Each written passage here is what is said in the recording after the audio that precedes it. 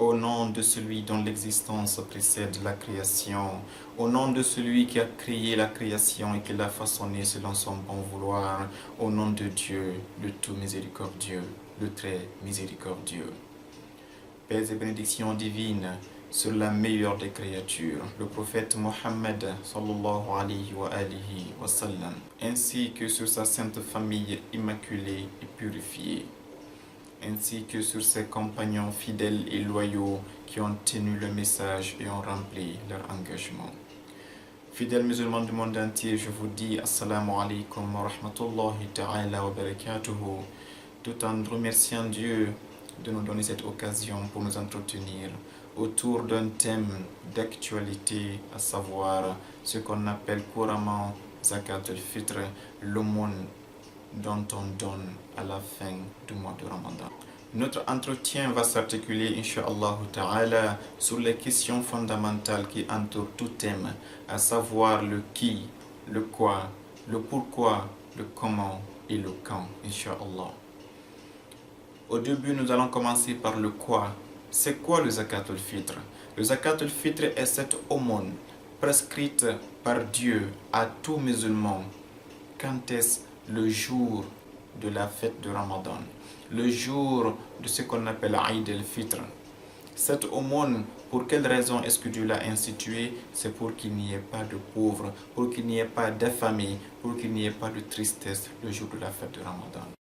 Quant à la question qui, autrement dit, qui doit s'acquitter de la Zakat al-Fitr, nous disons que les ulémas, en se basant sur les hadiths et le Saint-Coran, nous ont dit que tajibu zakat al-fitri ala kulli aqilin balighin ghayri faqir.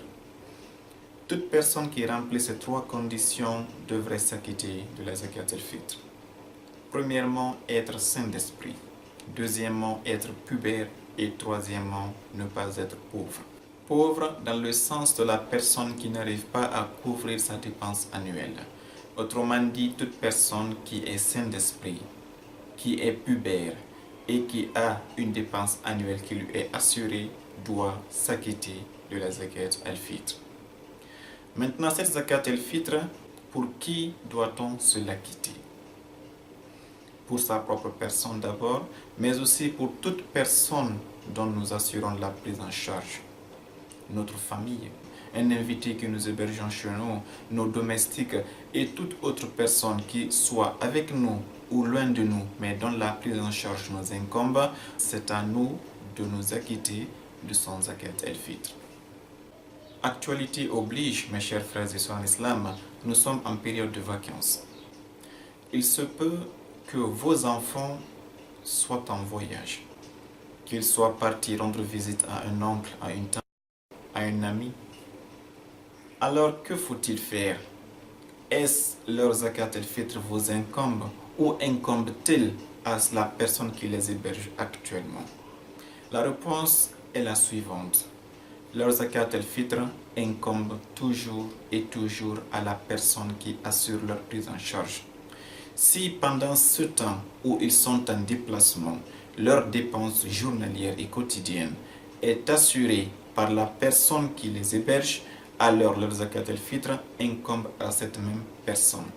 Mais si c'est vous qui envoyez de l'argent, c'est vous qui leur avez donné de l'argent avec lequel ils vont vivre pendant leur période de vacances, alors leur prise en charge vous incombe à vous, le parent, et non pas à la personne qui les héberge. La question suivante est de savoir quand est-ce que la zakat al-fitr est-elle obligatoire?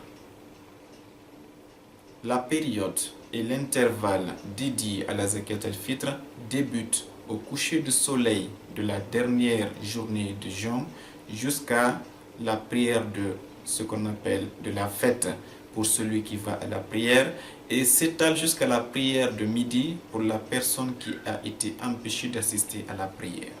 La question suivante est que doit-on donner et en quelle quantité? La zakat al-fitr doit être donnée en fonction de la nourriture la plus consommée dans la zone où tu vis.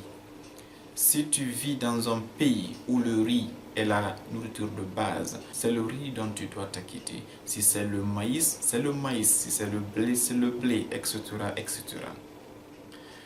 En quelle quantité doit-on s'acquitter? Les références nous disent qu'on s'acquitte en ce qu'on appelle un sa.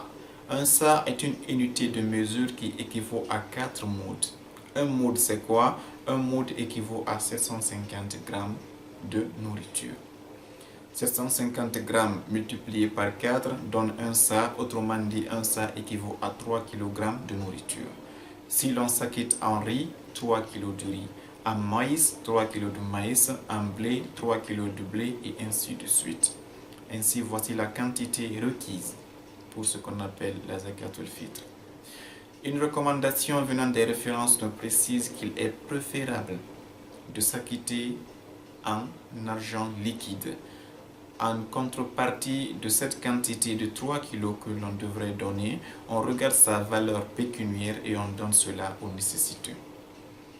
Cela leur est plus utile car c'est eux qui savent le mieux de quoi est-ce qu'ils ont besoin. Ainsi donc nous arrivons à la question finale, à savoir quels sont les bénéficiaires de cette zakat al-fitr. Toute personne qui se voit dans l'incapacité de s'acquitter de la zakat al-fitr devient automatiquement un bénéficiaire. Tu n'as pas eu les moyens de trouver de quoi donner, autrement dit, tu en es un bénéficiaire, car si tu en avais les moyens, tu t'aurais acquitté. Le fait de ne pas en avoir trouvé, c'est que tu deviens dans la catégorie des pauvres qui doivent bénéficier donc de cette zakat al-fitr. Ainsi donc, voilà un peu la philosophie de l'islam par rapport à cette zakat al-fitr est que le jour de la fête de Ramadan, il n'y ait aucune personne sur la terre qui soit affamée. Imaginez si 1,5 milliard de personnes parmi les musulmans de la terre, prenons seulement 1 milliard de personnes, chacun donne 3 kilos de riz. Combien de kilos de riz le monde va-t-il avoir pendant une seule journée? Ça, c'est ce qu'on appelle la véritable journée mondiale contre la famine, contre la pauvreté et contre quoi? Le stress et le malheur des pauvres. C'est la journée internationale de la joie des pauvres. Ce jour-là, aucun pauvre ne doit avoir faim, aucun pauvre ne doit rester avec des habits sales ni avec des habits anciens. Si vous voyez que l'islam a privilégié que l'on donne la valeur pécuniaire, la valeur en argent de la nourriture, c'est parce que la mère qui est là avec son orphelin, peut-être que ce n'est pas du riz, du maïs dont elle a besoin, mais c'est d'une petite paire de chaussures pour son petit, pour son fils, pour son enfant. Cet argent lui fera plus de bonheur que si vous lui donnez un sac de 50 kg de riz par exemple. Ainsi donc, chers frères et sœurs en islam, voilà la beauté de notre religion. Mettons-la en pratique. Montrons, surtout vous qui êtes dans des pays en cohabitation avec des non-musulmans, montrez-leur la joie, le bonheur ainsi que le visage sublime de notre belle religion, l'islam. Espérant que Dieu accepte notre Ramadan et qu'il accepte notre jeûne, qu'il accepte toutes nos prières et que ce mois de Ramadan nous ait purifiés et nous ait rapprochés de Dieu et nous a été une chance pour nous libérer et nous affranchir de l'enfer et de la colère divine. J'espère vous retrouver prochainement dans d'autres thèmes, Inch'Allah Ta'ala. Et d'ici là, je vous dis Assalamu alaikum wa rahmatullahi ta'ala wa barakatuh.